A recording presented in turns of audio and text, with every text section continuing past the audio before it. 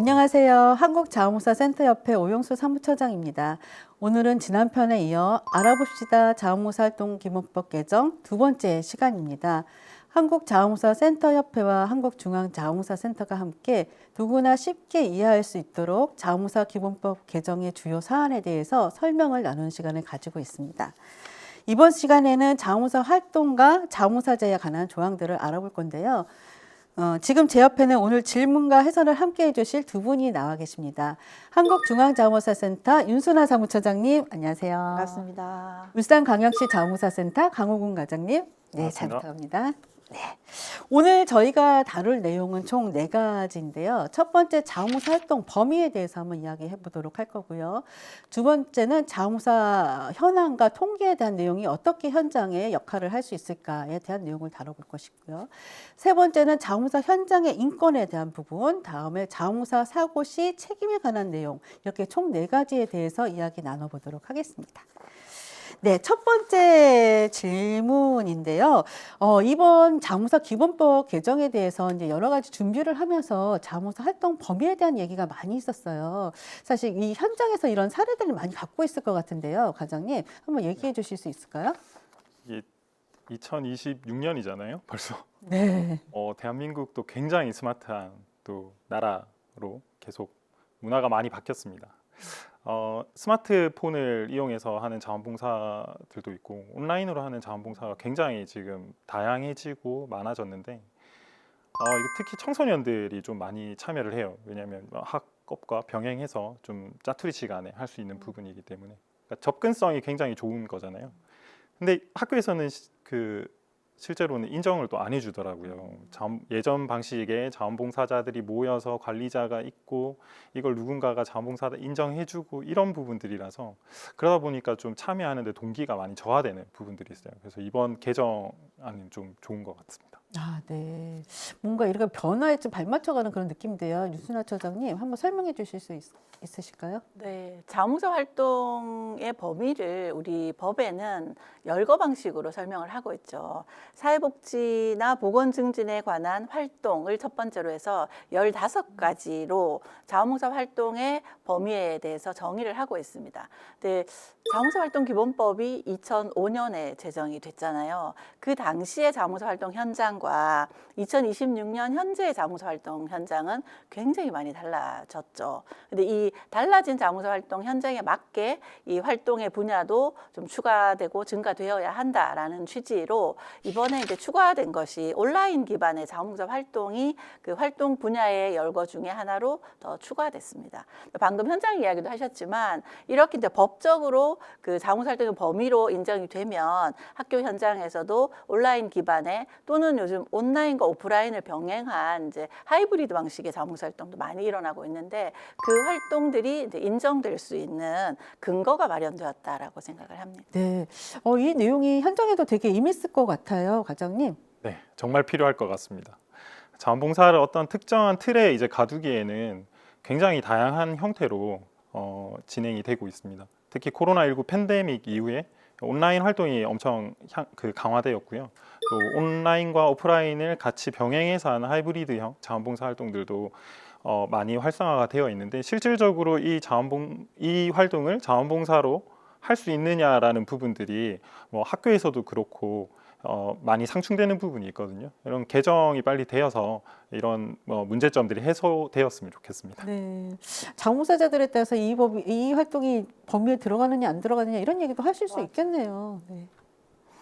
이거 마찬가지로요. 이 자원봉사 현황이라든지 이런 실태, 조사, 통계에 관한 이런 내용들이 또 자원봉사 활동 현장에는 굉장히 중요할 것 같아요. 어떤가요, 과장님? 그렇죠. 이 자원봉사 센터가 결국 하는 게 자원봉사를 필요로 하는 곳과 자원봉사를 하고 싶어 하는 분들을 연결하는 플랫폼 역할을 하잖아요. 근데 여기에서 연결을 하는 그 가장 중요한 매개체가 자원봉사 프로그램이거든요. 이 프로그램을 개발할 때 객관적인 수치로 공식화되어 있는 통계 자료를 좀 활용을 한다면 서로에 대한 욕구들을 좀 파악하는 데 좀 용이할 것 같고요. 자원봉사자 입장에서 또 그렇죠. 이게 본인이 하는 자원봉사 활동이 쌓여간다라는 생산자적인 입장에서 봤을 때는 굉장히 내가 공적인 일을, 가치 있는 일을 해서 좀 대한민국을 좀 풍성하게 만들어가고 있구나라는 생각들을 좀 하시게 될 것 같아요. 네, 자원봉사자들도 되게 자랑스러울 네네네. 것 같아요. 근데 우리 법에는 사실 이런 조사 통계에 대한 내용이 없잖아요. 맞아요. 현재 우리나라는 국가데이터처로 바뀌었죠. 국가데이터처가 매년 실시하는 사회통계조사에 자원봉사 항목이 두세 가지 정도의 질문으로 공식적인 발표되는 것 외에는 국가에서 자원봉사 활동의 공식 통계로 채택된 건 없습니다. 네. 근데 진짜 이 지금 시기에 굉장히 반가운 소식 하나 현장과 함께 공유하고 싶은데요. 자원봉사 활동이 축적되고 데이터로 관리되는 1365 포털에 자원봉사 현황 통계가 국가 승인 통계로 채택이 되었답니다. 아, 그렇군요. 네. 아유. 박수 한번 치고 갈까요? 네. 사실 자원봉사 활동의 현황이라는 것은 참여율이라는 게 형태로 공표가 되죠. 이 참여율은 보통 그 사회에서 자원봉사 활동에 얼마나 많은 사람들이 참여하고 있고 그 사회가 자원봉사 문화가 얼마나 확산되고 있는지를 측정하는 지표로서 많이 활용이 됩니다. 그 의미에서 보면 자원봉사 활동을 하는 데이터가 모이고 그 데이터가 국가가 공식적으로 승인을 하는 데이터 통계로서 가치를 가진다라고 하면 현장의 자원봉사 관리자나 자원봉사자들에게 굉장히 인정받는 것 같은 좀 동기가 생길 거라고 생각을 합니다. 아, 이런 내용이 꼭 법 개정에 실려서 개정이 되었으면 하는 그런 바람이 생깁니다. 자연스럽게 이제 자원봉사자들에 대한 얘기로 좀 넘어갈 건데요. 우리가 이 다양한 활동들 또 다양한 이런 조사에서 나타난 내용들이 있는 만큼 또 사건 사고도 굉장히 다양할 것 같아요. 좀 여러 사례가 있을 것 같은데 과장님 어떠세요? 그렇죠. 이게 자원봉사 활동 울산의 경우에 좀 이제 지난 몇 년간 큰 전국 단위의 스포츠 대회가 개최가 됐었거든요. 무수히 많은 자원봉사자가 배치가 되었었는데, 근데 이 스포츠 대회는 이해 당사자들이 굉장히 많아요. 예. 이 대회를 주관하는 곳부터 시작해서 참여하는 선수들, 그리고 후원하는 기업, 또 관람하는 시민들, 엄청 많은 이해 당사자들이 있지만 자원봉사자는 그저 아직까지 현실이 좀 그런 것 같습니다. 도와주는 사람, 좋은 일 하는 사람으로 좀 인식이 되다 보니 그냥 좀 막말을 하시거나 좀 지시 형태로 뭔가 도움을 요청하거나 하는 부분들이 있거든요. 물론 이제 그 당시에 이제 인권위원회나 이런 부분들 좀 운영을 해서 최소화할 수 있었지만, 그럼에도 불구하고 법적인, 정확하게 명시되어 있는 법적인 좀 테두리의 보호가 좀 필요하다고 생각합니다. 네, 그렇군요. 자원봉사 관리자분들에 대한 내용도 있을 것 같아요. 많죠. 네. 자원봉사가 사람과 사람 간의 신뢰로서 이렇게 진행되는데, 자원봉사 관리자들이 좀 전문가라고 저희는 생각을 하고 있는데, 자원봉사 단체 이제 뭐 좀 회장님들이나 이런 분들은 자원봉사 관리자의 연령대를 보고 좀 하대하거나 하는 경향들도 있고요.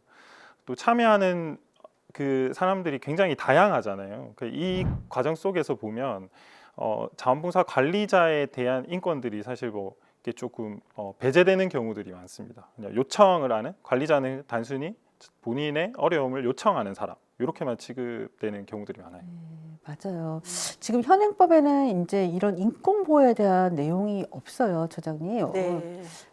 그래서 이번 개정안에 사실 국가 및 지방자치단체가 자원봉사자 및 자원봉사 관리자에 대해서 인권 침해를 예방하고 차별을 금지하며 인권을 옹호할 책임을 진다라고 신설된 건데요.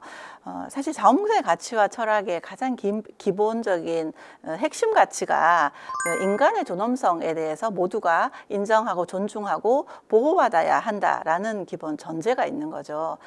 그렇게 보면 이 자원봉사 기본법에 인권과 관련되는 책무와 의무를 근거를 명시했다는 측면에서는 굉장히 저는 의미가 있는 것이라고 생각을 하고요.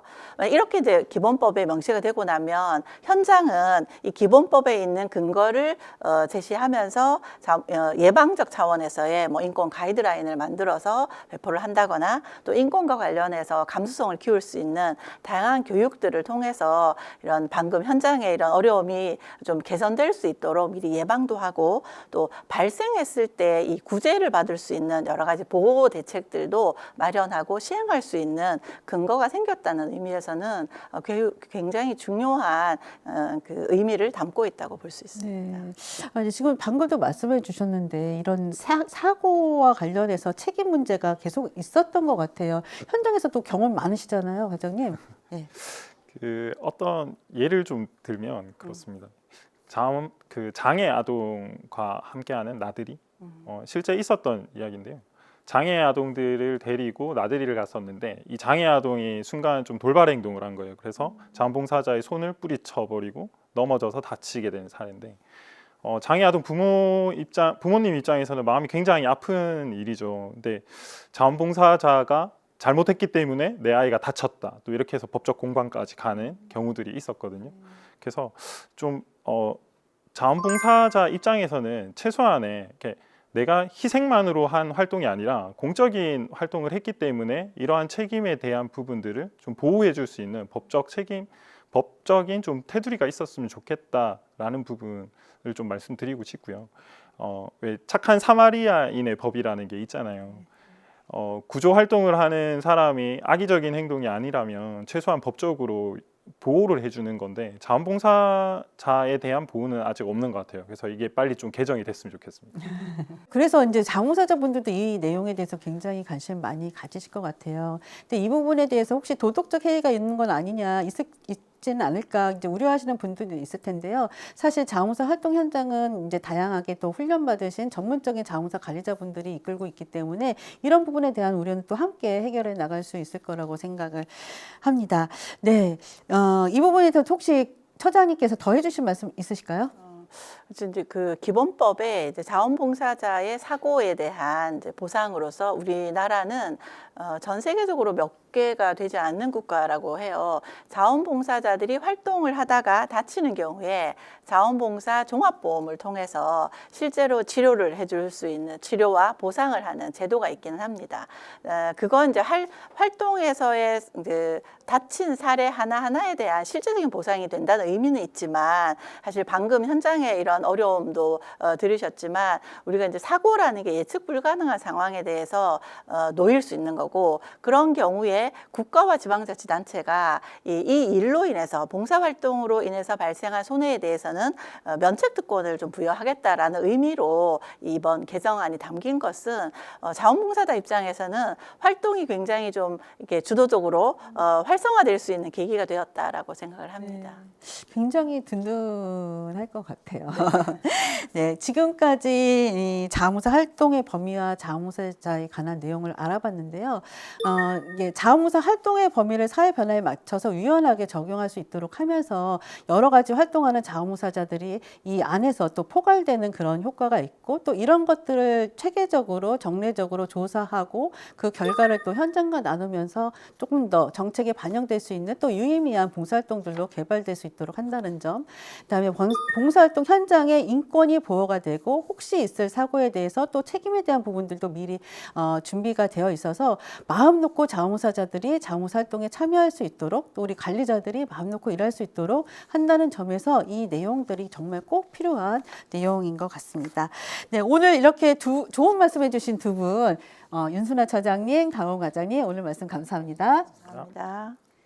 네, 다음 편에서는 자원봉사 관리와 자원봉사 관리자에 대한 내용을 다뤄보도록 하겠습니다. 다음 편에서 다시 만나요, 여러분. 안녕.